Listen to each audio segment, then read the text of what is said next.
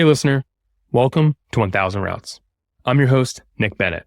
In each episode, we explore the uncommon paths of solopreneurs who have bet on themselves and the reality of what it takes to build a business that serves your life. Enjoy the episode.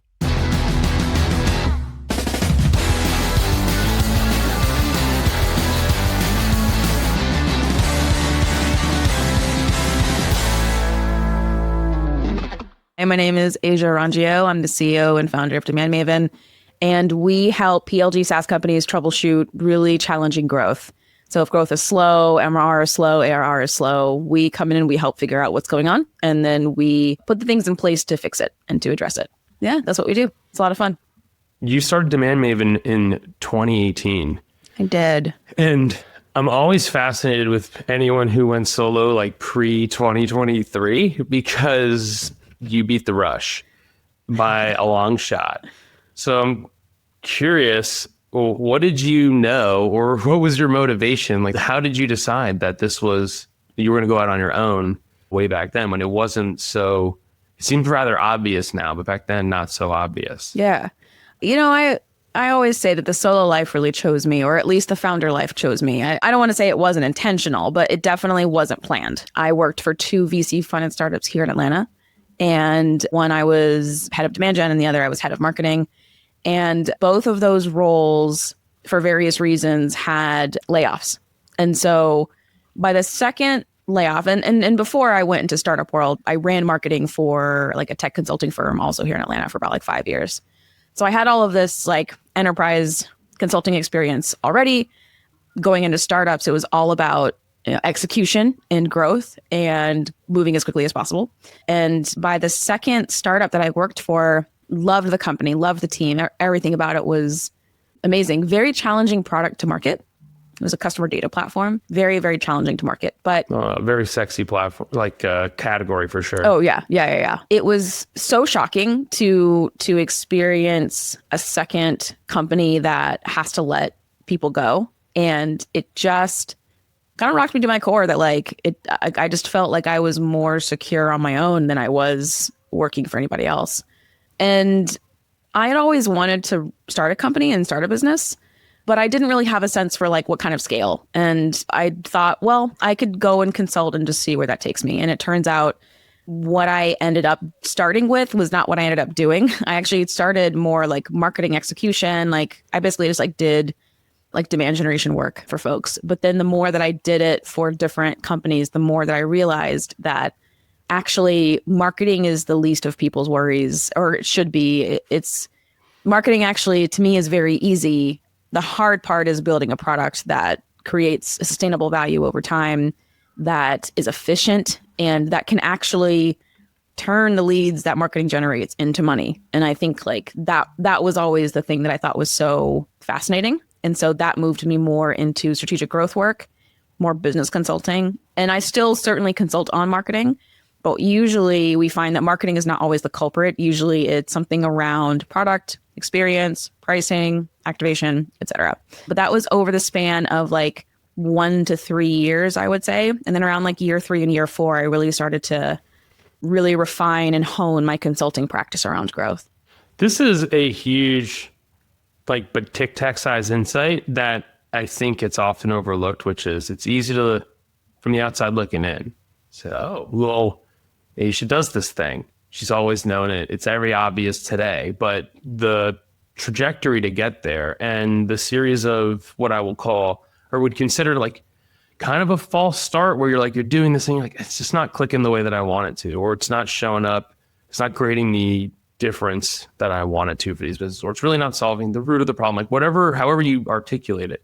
And you end up kind of circling it for a bit, and then you make some course corrections. You said it took you, was that like a glide path of 3 years of you making these slow changes and IDing new things? Or were you like, at the third year, you were like, we make a pivot? Like, what was that like for you? Yeah, it probably was more, I don't want to say seamless because it definitely didn't feel seamless, but I think it was more gradual. And I think I started to get more and more comfortable with the idea of really building a personal brand around, I'm really more focused on troubleshooting growth than I am just purely marketing.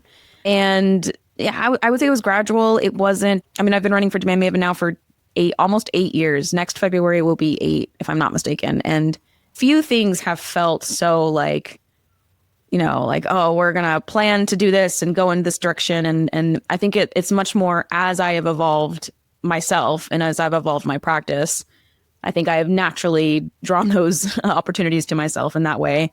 And then I'm always looking for like, okay, well, what else is there to learn? What else can I refine or hone? But it doesn't feel like the same type of decision making that like a CEO would make about, okay, like we have to pivot our product or we have to fundamentally change in these like myriad of ways. This was, I think, more kind of like an artist evolves like their vision for the work that they're producing. I feel very similar about the work that I do as a consultant.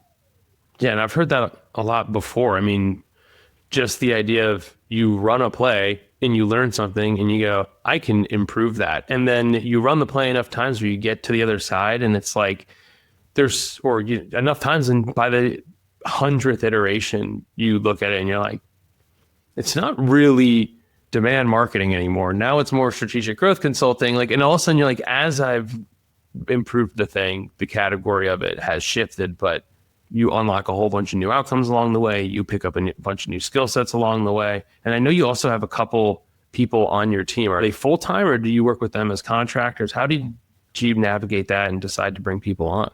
Yeah. So right now I have a team of, I think total is 3. They are both part-time. And one is Kim. She's like my head of operations, client project manager. And the other is, her name is Alina. And she's more on the marketing side, but she has training in like qualitative interviewing and research. And so we leverage her in a number of ways on client projects. I started to bring folks on around year 3, year 4, and it was because what I know now, my ADHD was actually getting worse, but I didn't know that I had ADHD at the time. I know the feeling. I know the feeling well. As I was getting older, I was just like, man, I can't remember everything. And it doesn't matter how much I documented. But then also there was just like this extreme fatigue of managing all the admin in my business. Some admin gave me joy, but there was a lot of admin that just didn't. And also things that I knew I should be doing, but just did not have the energy for. Because ADHD is weird in that on the one hand, you can hyper focus on something, and on the other hand, ignore like this whole other world of things, and sometimes to your detriment. And that was what was happening to me. And so my first hires were people to support me on projects. So people who could support me with conducting interviews, because the more client projects I took on, the more it was clear, like, this is the one thing I can't scale. Like I have to have other people, because if I'm busy or if I'm out of pocket, like I literally can't conduct the interviews. And then there's also conducting interviews while having other responsibilities and priorities. I also learned very quickly too, that if I was the only one running interviews in my business, that I would drain very quickly, because I'm also, people are surprised by this, but I'm actually very introverted. So talking to people all day does not energize me. It actually drains me, but it is fun. Like I do enjoy it. So all that to say, so my first hires were people to support execution and delivery. And then as I think maybe around like year 5, year 4, year 5, I started to realize, oh, there's a certain level of delivery that I would like to achieve. And it would just be really hard if I didn't have like an operations manager of some kind or like a project manager. And I also learned very, I don't want to say super quickly, but I did eventually learn to let go of certain things that I just didn't need to do myself. So delegating was a muscle that I had to build. And I don't want to say it was fast, but once I learned how to do it, everything like hiring became so easy after that. And then after that, delegating certain parts of the process, but really keeping me in my zone of genius, that was much easier as we went along. And now I would say there are still certainly kinks. Like our biggest challenge right now is actually just capacity. Like I have to hire more people to take on too many more projects. But I will say process-wise, internally wise, I would say like we know exactly how to deliver at any given moment. Now it's just really scaling out the acquisition side of the business and making sure that we just always have the clients that we want to work with. I am so happy that you framed this up and you thought through this from a energy audit perspective. This is something that I've been spending a lot of time thinking about and talking about, especially with clients, is like, what are all the things that you're doing that give you energy and the things that take your energy. And I don't think about my work or my activities, my tasks that way. Just like, it's not intuitive for me to think that, but I do cope with my ADHD in the ways that you just described, which is I will just neglect that whatever part of the business into a detriment, and I will hyperfixate on other things. Like ADHD is fun like that, where you get to, if you're not motivated by a thing until you're like, you procrastinated so far until like absolutely must be done, and you're like, okay, fine, like I'll do it, but that's like the only way that it'll get you to do it. How did you start to see this? Like, how did this come into focus for you, where you're like, okay, these are the things that give me energy, these are the things that drain me of energy, and then ultimately clear the hurdle that is the struggle we all face of eventually letting go of stuff? Because that's also really hard. Like I've had many false starts myself of trying to delegate things, and it's certainly a struggle. Yeah. I have been blessed to have been working with a business coach pretty much since year 2 of my business. Have you been working with the same coach since then? I have.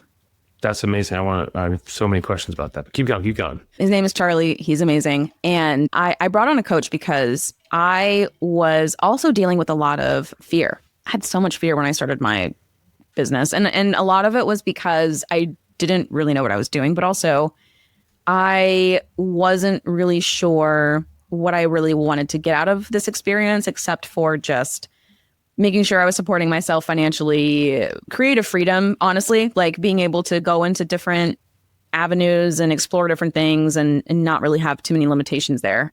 But I bring up my business coach because he was really the one who would ask me these questions. So every time we would chat like twice a month, every month. And he would always ask those questions of, what did you do in the last couple of weeks that made you really excited? And he's also very good at watching like microfacial expressions. And so things that I would talk about, he'd be like, you like that. That's the thing that you enjoy. And I was like, I do enjoy that. And then things that I'm like very energetic, clearly energetically displaying that I dislike, he's like, I don't think, maybe we should figure out how to delegate that. And he was so instrumental in helping me build self-awareness about activities that I was executing.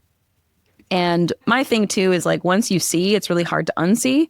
So once I could see it and I could notice it and I could actually detect even just within myself of like, oh, I don't like doing this actually. So like right now I'm in the place now where I'm like, oh, I don't have to create every deliverable. I can use other people and other tools to help me build that. And I can just review it. And we've delegated most deliverables off of my plate anyway, but there were just a couple that I was like still hanging on to. And so now I'm at the place now where I'm like, oh yeah, I don't have to build this from scratch anymore. Like there are other ways to deploy this. But anyway, so that was really the catalyst and the start. And I like a good questionnaire or like some type of log or like check-in. And I used to keep what was called like a founder's journal. And one of the questions was, what are you most excited to do today? And that question would always make me just kind of like really tap into like, what am I actually excited about today? And that process really kind of cultivated a lot of the, again, that awareness, but also the connection of, oh, what do I enjoy, but what do I not enjoy? And then here we are today. Well, it forces you to think intentionally about the life you're living and not habitually. I think this is something we all fall into. Like, I always joke that you don't have to be crazy to do this work, but it helps. And when I say that, it's like, because you have to really want it, and you have to like, there's a lot of, I don't know if it's motivation or ambition, but there's a certain personality trait that's probably a little off axis that you get obsessive, and then you tunnel vision into the work because you love it, but then you lose sight of the original motivations or all the surrounding things, and like you tend to throw yourself at the work. And it lends itself really well to being an entrepreneur and not an employee for many obvious reasons. Like you get to reap the rewards of that, and you take on the risk of that and all of that. So it's interesting to hear you describe this and to try and like force yourself to be as intentional with like, well, what am I super excited about today? Like, as you're saying it to me, I'm thinking like, I haven't considered that a lot in my own business, just in terms of the day. Like one of the things I love is recording these podcasts. Like I host 2 podcasts. Like that's a big part of my life, my business, and it's super joyful. But it brings me a lot of joy, and I get to meet a bunch of cool people. But to your point, it's like it really forces you to think. Yeah. And it's like, it seems so obvious. And I think that's kind of like, it's so obvious, it's not obvious. That makes me think of 2 things. The first is the other thing that my business coach did was, he was always pushing me to really think about, Asia, like, what do you actually have to do that no one else can do? And at first I used to think, well, other people aren't going to be able to do, these things that I do that, They'll never care as much as you. That's the hardest part because it's your baby, right? Right. And they'll never love your baby as much as you do, no matter how hard you try or how much you want. Facts. But what I will say it did really push me to do, though, was to get very, very, very clear on. So this is the other thing, too, that we talked about a lot, which was there's CEO Asia working on the business, and then there's Asia who's responsible for delivery in the business. And those 2 are often in tension with each other. There are 2 wolves inside of me at all times, and they are always in conflict because one wants to go in one direction and the other has to deliver shit. And so what he would really push me on is, what do you actually have to deliver that you can't delegate? Someone else can't actually replace you on this. Or if you do replace yourself on this, it's someone of your skill level, expertise, etc. And that really pushed me to also get very focused and clear on, what do I actually need to ship? And like what can I put on someone else's plate and teach someone? Like anyone could actually do this, or a certain type of person could do this, and it wouldn't take as much away from me or drain me or what have you. And it would still be profitable and valuable and yada yada. The client would ultimately still get the end result at the end of the day, but it didn't fall all on my shoulders. But that also really kicked me a lot to think about how we operationalize our projects. And when Asia is wearing delivery hat, where is she actually contributing value that no other people can deliver? And that also really kicked me to just get it together in terms of delivery. But I describe it in a similar way when I talk to people about this, like, what is the work that only you can do? Right. Because there's like this weird overlap of, there's the things that you love to do that give you energy that either don't produce enough value for you to like spend the time on it. And when I say value, it's like, is it a high value task? Do clients pay a lot of money for it? Like, what are the things there? Do we do it enough? Do we not do it enough? And can we offload it even though it's hard? And I think that's the linchpin to this. Like, how do you offload it even though it's hard, or even though it might give you energy or might take your energy? But either way, your ability to do the act of teach another person to do a thing to your level of comfort. Not even there's a standard and a quality that comes with, like, your name's attached to it. And ultimately, like, if it's not good, it's your fault, or it's our fault as like the person, as like the owner. But to do it and emotionally let go of it, like, what are some of the things that you ended up letting go of, and what are some of the things that you ended up keeping, and how did you end up just kind of working through that and deciding and getting people up to speed? Yeah. Like, what are some of those tasks that I was like, I don't need to do this anymore? Yeah. I mean, so like, well, what are the main things that you own today compared to a couple of weeks ago, or a couple months ago, or a couple of years ago, and the things that only you can do? And I think that's the thing, is people look and they go, it's all of it, right? Like, it's just you're so immersed in it. You're a lot of your identity is so baked into all of the things. So to try and separate yourself from and say, I could teach someone this, versus only I can show up on the call and talk to the client.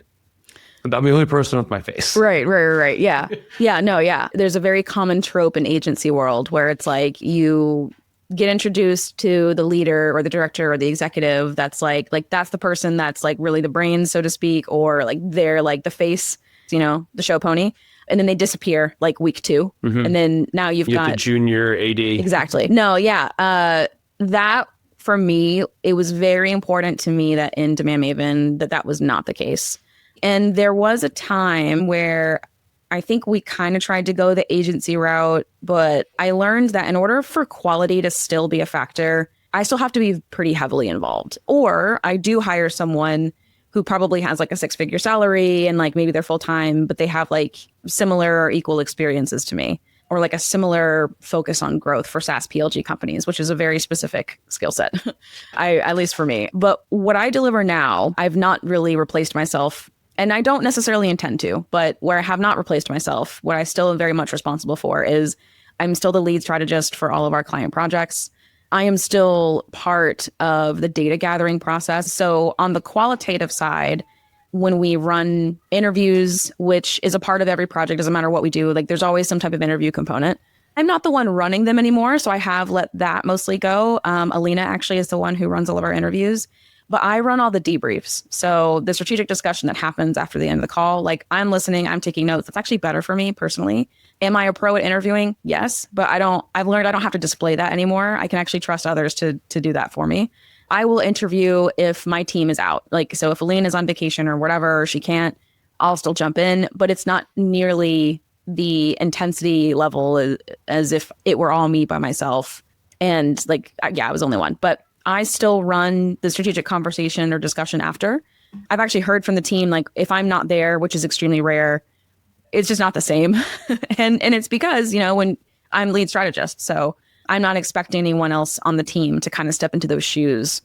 It still very much is me. And it's really interesting too, because we do get questions from clients of, like, Asia, are you going to disappear like week 2? And I'm like, no, I'm literally here like every day. I'm here. I'm going to be here. You're going to see me. I have nowhere else to go. Right, literally. And when it comes to quantitative data gathering, so when I'm digging into like different analytics platforms, or I'm asking the founders and CEOs and growth teams for certain metrics and KPIs, I mean, that's still all me. We've tried delegating that kind of thing before. It just doesn't hit the same way. Like you just really need to know where to look. And the only way I feel like for me to really pass that knowledge on is to literally write a book. And that was actually part of our discussions too, of like, maybe I just should write a book. Like maybe like in order for people to get this knowledge into their brains, like it needs to be that. But it just kind of felt like I almost would rather just hire someone with expertise and experience. Teaching someone something, it just hits different depending on what it is that we're teaching. And there were certain fundamentals and certain experiences that I had that were just really difficult to try to like incept into someone else's brain. And this is something that Kim and I talked about. We would talk so much about this because her perspective very much was, you should really hire someone who's got this expertise. But when we look at like what we're selling and like the profitability of each of those projects, it just doesn't make sense to right now, at least. It's not that it's not teachable, but it's really, really hard. You can certainly pass on knowledge, but passing on wisdom, I think, is very different. Or passing on experience is very different. And that I just feel like can't always be replaced. So we learned quickly that like, okay, when it comes to the quantitative analysis side, it has to be Asia. Like it's not going to be anybody else, at least yet on the team, unless we hire someone, which is different. And then from there, I don't produce all the deliverables anymore. I think I mentioned that already. So jobs to be done usually is a part of our process. We'll produce like a job insights brief. There are like positioning and messaging guides that we'll produce. And there are various other deliverables that we may come up with. I'm ultimately the one who decides at the end of the day what we deliver and how we deliver it, because I'm lead strategist. That makes sense for me to do. And then there are some deliverables that I will still create myself. But now I'm learning actually how to use AI to help me create stuff based on stuff that I've created in the past.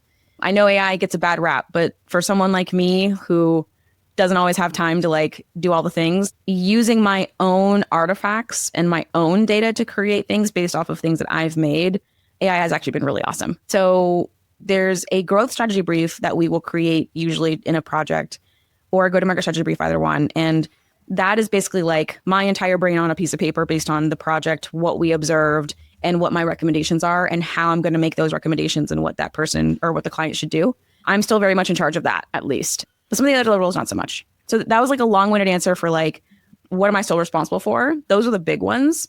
Of course, there's CEO Asia, which is financials, resource management. So like, how much capacity do we actually have? How many projects can we layer on? Yada, yada. There's that, of course. But that is not as outsourceable. It could be. I could certainly find a business manager, but we're not there yet. I appreciate the detail because I think it's hard for people to visualize what it'll look like after the shift is made. And something that I have found myself and just with other people, I'm curious if this is something you've experienced too, which is it gets worse before it gets better when it comes to delegating stuff. Like the person, you try to get them up to speed, and it takes you longer to get something done because they don't know how to do it the way that you do it. No matter how well you create playbooks or SOPs or whatever the thing is, it will always end up taking a little bit longer. And that immediate frustration sets in where you go, it's faster if I just do it myself. But if you can get through that hurdle, generally things are fine. And I think it's just hard for people to see. Yeah. Like to see the other side of that, but also just admit that it's okay to let some things go. Mm-hmm. And certainly letting the energy kind of dictate that. But when you did it, so it started with this just, hey, where do we follow the energy?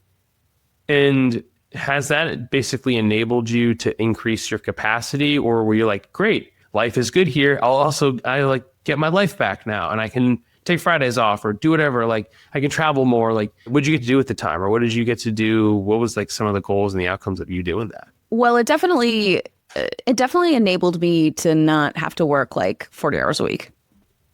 That's nice. For many years, if I work more than 30 or sometimes even 25 hours, it's like we're like busy. We're really busy. Usually I'm in the like 30-hour range, and it absolutely enables more time for just other hobbies, interests, etc. So I am a huge tennis player, love playing tennis. That's like one of my life's passions. I started playing tennis about 3 or 4 years ago. A year and a half ago, I started really getting into competition and actually like playing matches, etc. We were able to buy a house, have a garden in the front yard. Like there's so many other things I've been able to achieve. And I think the other thing too is I do love the work that I do, but I also think that cognitive overload is absolutely a thing. Like you can just be overloaded by too much of the thing that you love to do. What's interesting is like the time that I spend away from work actually it creates more love for the work, actually. I don't think there's such a thing as balance. I think that there are certainly phases and cycles that you go through. Right now, I'm kind of entering into a little bit more of like a balanced period in life.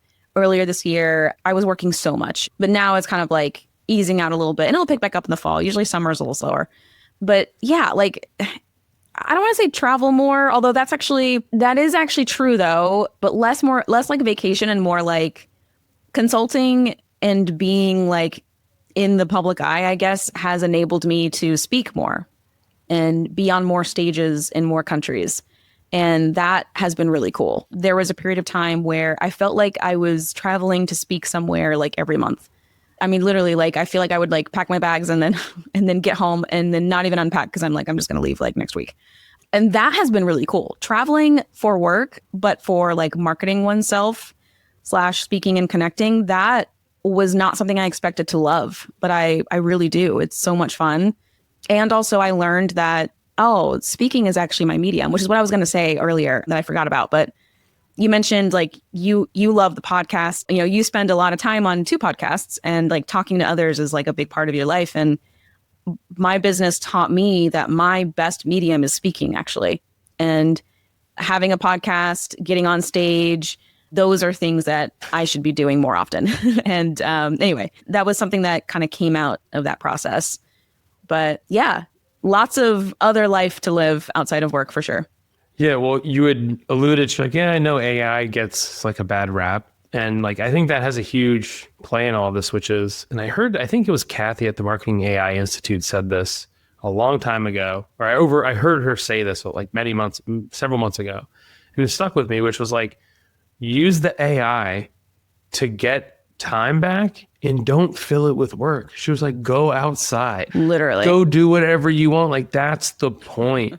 Now, also to your statement, like only people on LinkedIn give a shit about AI in the worst ways. Like the regular people in the rest of the world are like, do whatever you want. Yeah, we okay. But yeah, they're like, I don't care. Like you wrote something with this thing, like, I don't know, whatever. It can do a lot of shit, I guess. And it's very inconsequential. LinkedIn is sometimes, that's the thing. It's like, use the time to get out of the bubble.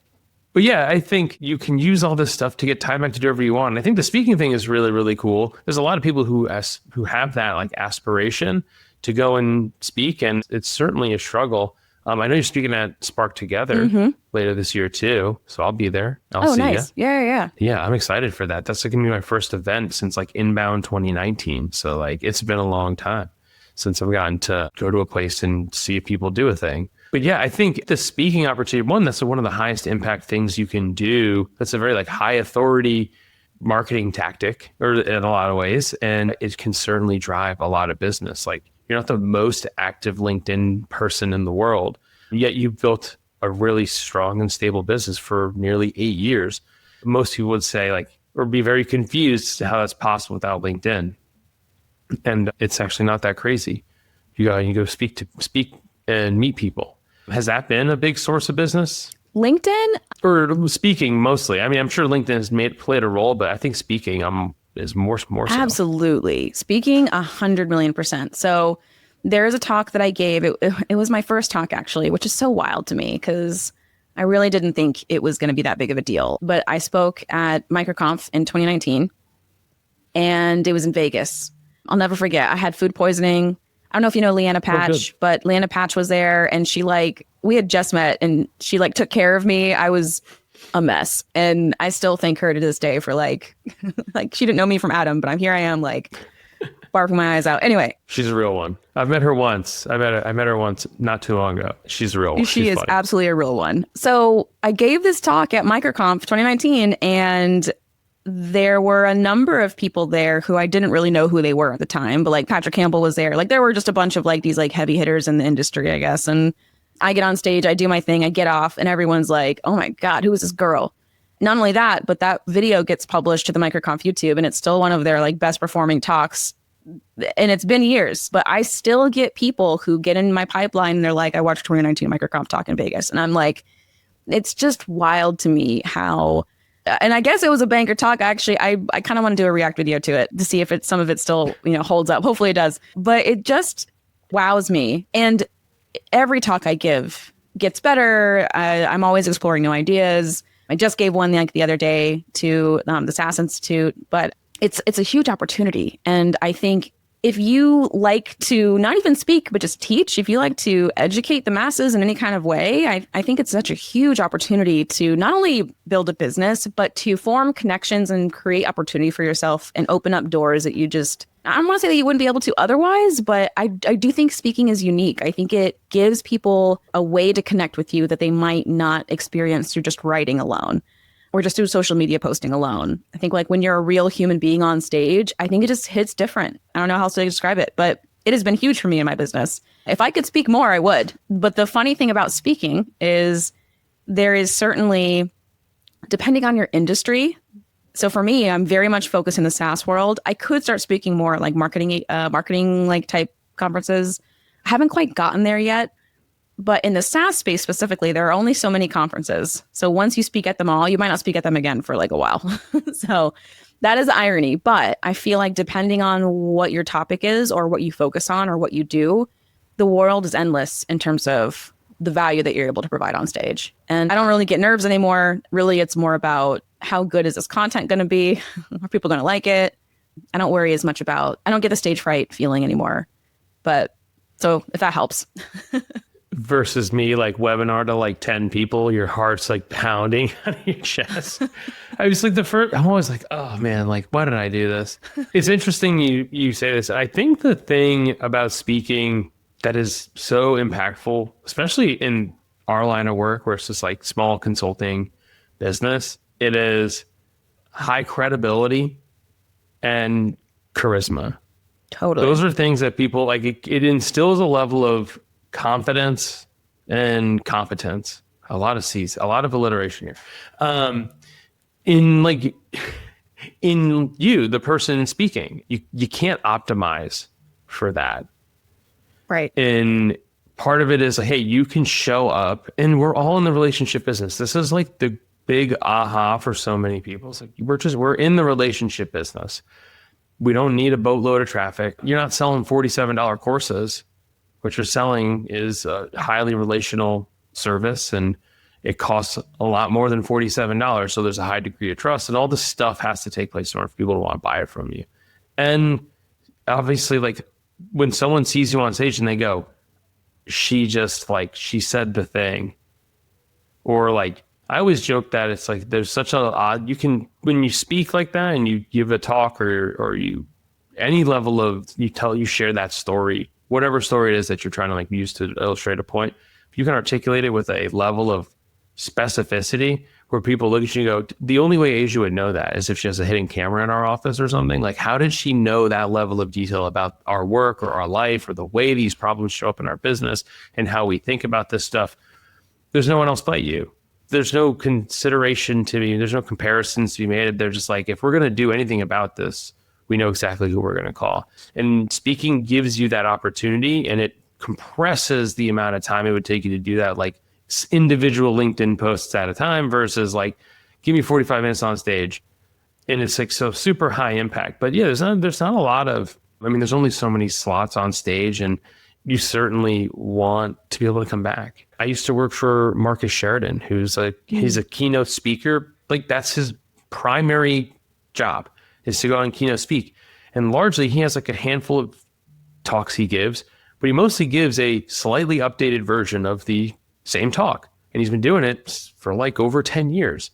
And you said like, well, if you give a talk, they won't have you back. Like, I think Marcus is proof that you can iterate on a talk little by little over the years. You can come back and give the same talk and people still go like, I heard this before and I missed 50% of it, apparently, like, or whatever the thing is. And it's just fascinating to see. So yeah, super bullish on speaking. I mean, even virtual events, even virtual talks. Like, when I first got started, my first 4 or 5 clients came from a very small niche webinar that I did. I gave like a little 15 or 30 minute talk or something like that. And I got some clients from it. I was like, whoa, you don't realize it's possible. And then it happens. Yeah.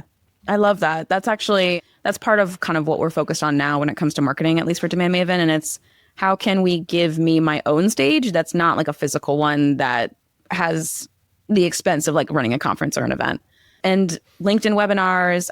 Some founders have asked me to start live streaming, actually, which I think is very interesting. Like, live streaming either while I'm talking through work that I'm doing that is relatively possible to be anonymized. Like, I've had requests to start live streaming of some kind, and I thought that was interesting. But anyway, I love the idea. And people want to see the logic. Right. This is that's like, I think that's it. They just like, they want to see like, how did she get from A to Z?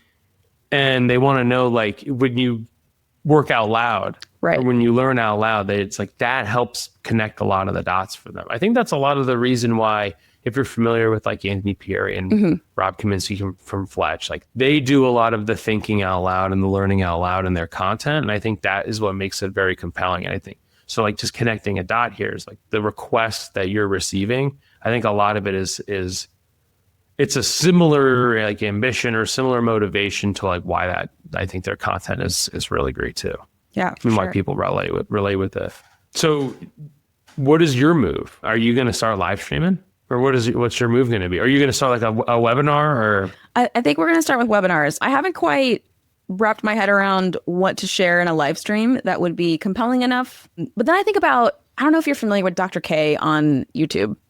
So if you have ADHD, he's like the ADHD guy. Me and my husband both learned a ton from Dr. K. What is his Healthy Gamer GG, I think is his channel name. And when he live streams, he's literally just in front talking to chat. And sometimes he draws, but his live streams are like 1 to 2 hours long. But he goes, because he's, I believe not only is he like a PhD psychologist, but I want to say he's also like a neuroscientist as well. So he's actually explaining like, what is actually happening in your brain when you feel burnt out, or when you're depressed, or when you are craving sugar, or whatever it is. And it's fascinating. And I'm thinking about like, obviously there are many different vibes of live streaming. One founder in particular, his name is Arvid. He runs the Bootstrap Founder. I believe that's the podcast. But he was like, it would be so cool just to watch you like go through an interview and talk about, like, if you have a transcript, highlighting like, this is interesting and here's why. He also mentioned it'd be really cool to, when I have my quantitative data set and I'm looking at the numbers and I'm organizing in my brain, here's actually the real growth lever. Here are some others. And how does that connect to everything else that we've looked at? And then there are some other things too, like teardowns are always like a popular request. Those were the ones that he had, or ideas that he had. And I was like, that is interesting. And then there's also like, what if you conducted a live interview with someone and like did a jobs interview and kind of gave people a feel for what it's supposed to kind of look like, and that's always like, oh, that is interesting. But I mean, obviously, I don't know if I'm there yet. I kind of need to be in a space of play without like taking risk without fear of consequence. So I feel like that is going to require just a different headspace, and I'm just not. I'm in my like summer era, so I need to. I'm in the chill and relax era. I'm not quite there yet, but we are going to do webinars. So if not August, definitely September. It's an immense amount of work. I mean, even just podcasting is an immense amount of work. So like to set up an event or like plan out a live stream, like I don't think people realize how much work goes into producing any of the things. Yeah. So like to do one, let alone like a regular live stream or something like that. I have found even just in a past life, like the live podcast of like you and Kim jamming and people just there on the Zoom to ask questions or to like kind of help you shape the direction of the conversation. Like those things tend to go really, really well. I mean, everyone's very familiar with like Chris Walker's Demand Gen Live. Like that was kind of like, that was a huge catalyst for them. Mm-hmm.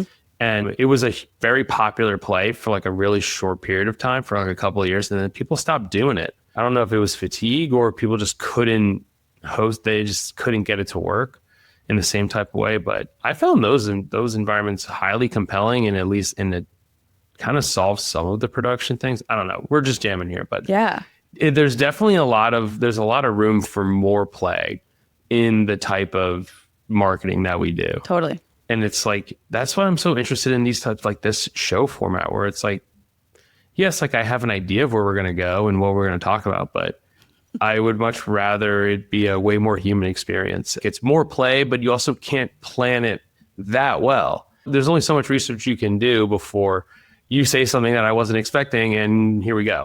So, well, Asia, let's end here. Looking back, what's something you would have done differently? What would I have done differently? So from a personal perspective, I'll give two answers, personal and then more like practical. I think from a personal perspective, I just would have trusted myself more and sooner. I still sometimes am surprised when I get amazing results for clients. And a lot of that, I think, obviously, like there is no result that should be expected, but to be surprised by it, I think is still very different. Even to this day, sometimes I'm still surprised. I'm like, oh shit, I did double their MRR. And sometimes that shocks me. Like, I'm like, there's always that little bit of doubt that's like, am I full of shit? Is this right? Am I actually going to help do the thing? I could have trusted myself years before, much faster, sooner, and feel far more confident in how much I've grown as a consultant, but also grown my practice or refined my practice. And I don't want to say undermine, but sometimes I don't always give myself credit where credit is due. And sometimes it takes other people, like Ranch Fishkin, for example, to be like, Asia is fucking awesome, and here's all the things that she helped us do, and yada yada. And then I'm like, oh, I should start to believe this, actually. 8 years later. Practically, you really can't predict ups and downs. So like we were making, I want to say like double the revenue 3 or 4 years ago. But what I didn't realize was there just was like kind of like a SaaS boom like for a little bit. And I think a lot of that had to do with like post-COVID effects. There also was, the economy just looked different. And when like slumps happen, when you're a consultant or when you're a small business, you can do different things. Like you can pivot, like you don't have to, I guess, stay the same. You can still continue to evolve. I wish it was my first like boom and then bust in like observing that in the market. And I couldn't see it at the time. Now I'm like, oh, that's really interesting. That was a boom and bust effect. But what I kind of held on to was we are just going to kind of stay the same. And we're not going to adjust to market needs. And I kind of wish I had done that sooner. I feel like we're much better now and much closer now. But the way that we were executing, operating 3 or 4 years ago was not in alignment with the boom and the bust situation. And I see that now, but I couldn't have seen it in the moment. There is such a thing as hindsight bias. There's no way I would have known. Like 2020 isn't always the way that we see things when we look back. But if I would have done something different, it would have been that. I think I would have adjusted our business a little bit, much more aggressively. I would have positioned our services much more aggressively. It took us a long time, I think, to kind of catch up. So I don't have many regrets, but that is the one. We all have limiting beliefs no matter what level of success we achieve. So you sharing that you're like, I would have probably leaned in harder on like my abilities. Like, I think that bar is going to continue to move no matter what. And I also think we're all very hesitant to shift and move things around, no matter if it's light or aggressive or whatever the thing is. We're all hesitant on it because all businesses feel fragile in a lot of ways. Like, and you're like, if I move something too much, is it gonna break? And then you're like, is this the right move? I mean, it's all, everything in life is a series of bets, and you do the best you can. And sometimes it's the wrong move. And like you said, it's like hindsight's not always 20/20 either. So I totally get where you're coming from. And especially, I mean, those were weird times too, like the post-COVID times and when money was basically free for tech companies, it was hard to know what was going to happen. And so, yeah, I don't think you should be so hard on yourself. Put it this way. You're still here doing the work. Totally. You made it through it all. And most people, you've been in business a lot longer than the vast majority of people in our space. So it's just like a solo or more like boutique niche consultancies. You've been doing it a lot longer, and it would have probably could have taken out other people. You're like, well, we're just going to shift. Yeah. So what's next for you? What do you want to build that you haven't built yet? So it's a desire. I haven't taken steps towards this quite as aggressively, but I actually think I'm always going to have DemandMaven. Like, that's never going to go away. But what I would love for my next journey to be would be to join a company as full-time CEO, and specifically a SaaS product company. And that's going to take time, obviously, to find for myself. My consulting practice will continue to evolve. I've done it long enough where I know that's always going to be a part of who I am. I think my next big leap or step is going to be, I've joined a company. I am leading this organization. I'm definitely more of a growth CEO. Like, that's far more my vibe than anything else. I think it's a company, again, product, at least $1 million in ARR. But I think like my best phase is going from like 3 to 20. Like, that's my 1 to 20, 3 to 20. Like, that's kind of like my range. That's going to take time, obviously, but I would love to make that happen. Cool. I was not expecting that. I thought you were going to like write a book. Oh, no. CEO. That's cool. I'm taken back by that because you don't hear people swing. I don't hear people swing like that or have an ambition like that. Yeah. It started when I joined the board of Moz 2021. So when Rand stepped down, Rand Fishkin, he created Moz, if you're not familiar with Moz. But when he stepped down from the board, he tapped me and also Tara Reid to take his spot and another seat that was free on the board. And seeing the inner workings of board dynamics of a company as large as Moz, they had 170 employees, I think, at the time. And I was part of its acquisition, yada, yada, yada. But seeing that side of it kind of made me realize, oh, I think I want to do this job one day. And the more I've learned about it, the more I've worked with other CEOs, especially ones that I really admire and respect, the more I'm like, don't get me wrong, it's not an easy job. It's like one of the hardest jobs I think in the world. But I think there's something about the role and the position that makes me want to take a crack at it. Not saying I would do it better, but I think I would learn so much about myself and about obviously the mechanics of business. And being a strategic business consultant, I care a lot about the parts. And yeah, I find it fascinating. And I'm not sure I'm ready to like quite jump into it yet, but in the next, like, let's say 3 to 5 years, I think that'll be the next big thing. Awesome. That's cool. In doing that over like growing DemandMaven to, multiple, 5, 10, 15, 20 employees and going CEO that way. Yeah. So while I love running a services business, it's a very different business from a tech company. It's a very different business model. And it's funny because I've talked a lot about this with my business coach as well.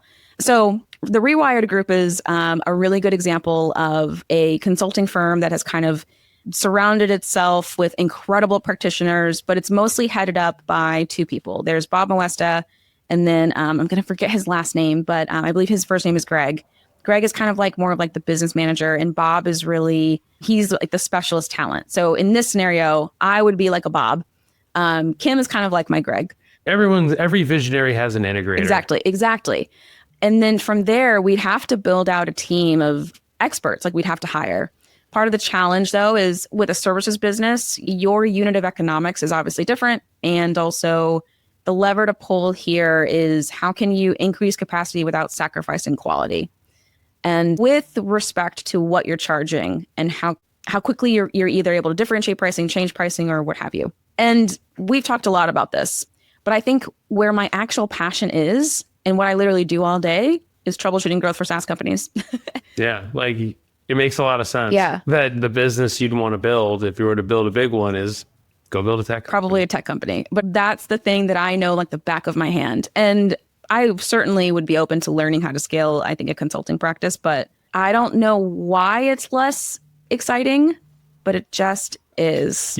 I do, because your life is, you live and breathe and think and do all, like your whole life is spent on SaaS, literally. learning out how to scale SaaS companies and solve their complex growth problems, not solving the complex growth problems of professional services businesses. So it's so obvious now, but in the moment, like you don't hear much, but yeah, I mean, it makes a lot of sense. Yeah. So Totally. Asia, thank you. Thank you for coming and sharing your story with me. It's been a blast to get to know you today. And I know more people feel seen on their own route because of it. So thank you. Yeah, absolutely. Thanks for having me.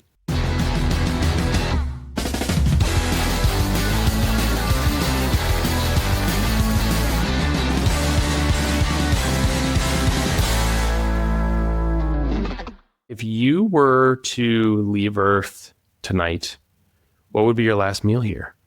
Ooh, last meal. This is tough. Any limits on how big the meal is? No, there are no rules. There are no rules. Okay. So the thing that comes to mind is I would really want a burrito from this restaurant called Mirero in Atlanta. And so there's that. But then I'd probably really want some wings. Okay, burrito and wings. What goes in the burrito? This is an important context.